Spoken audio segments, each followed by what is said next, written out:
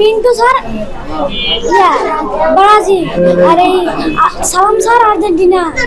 এই নিয়ে স্যাররা আমাদের নিয়ে পিন্টু স্যার আমাদের নিয়ে বলছে যে তোমরা গান এখানে যাই গান সালাম স্যার গান না বললে তোমাদের পিটবো।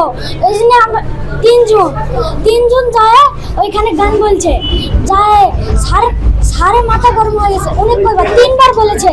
তিনবার বলার পরে তারপর সারে খুব রাগ হয়েছে আসে আমাদের পিটেছে। আমাদের পিন্টু স্যার ব্রাজিল করে, সালাম স্যার আর্জেন্টিনা করে। একদিন পিন্টু স্যার কালকে আমাদের এরকম করেছে টিফিনের সময় আমাদের নিয়ে অনেক ঠাট্টা করে। তারপরে আজকে পিন্টু স্যার কি করে আমাদের ক্লাসে ঢোকার মানে টিফিনের আগে পিন্টু স্যার আমাদের নিয়ে আবার টানে নিয়ে গেছে আবদুল্লাহ তারপরে হাসান হুসেনদের টানে নিয়ে গেছে।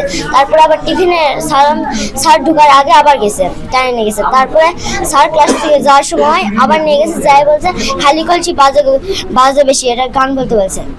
হ্যাঁ আমার মেয়েকে মারার পর আমার মেয়ে তো স্টেজ যায় মনে শুয়ে পড়ে গেছে। এখন আমি তো মোড় থেকে যাই দেখি শুয়ে পড়ে আছে। আব্বু আর পিঠে দাগ দেখো দেখে শোলপর ঘুমিয়ে পড়ে গেছে। যে শোলে 8টা 8:30 9টা সারা ঘুমাই না সেগুলো ঘুমিয়ে পড়ে গেছে। শোলে আমি বিচার সুস্থ বিচার দেয়। আর এই স্কুলে লেখাপড়া আগের মতন আর হয় না। আগে আমরা এই স্কুলে লেখাপড়া করেছি এত খুবই সুন্দর লেখাপড়া ছিল। এখন কোনো স্কুলে কোনো লেখাপড়া হয় না।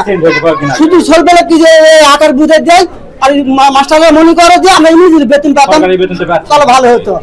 আমরা ছেলেদের খুশি পড়ার জন্য শিক্ষকত্ব মারার জন্য আমরা রাখিনি। তো ওরা মারবে আবার টয়লেট ধুয়ে নিবে, ঘর ঝাড় দিয়ে নিবে, না ঝাড় দিয়ে নিলে মারবে ধরে এইরকম করে মারে কি জন্য আমরা এটাই বিচার চাই।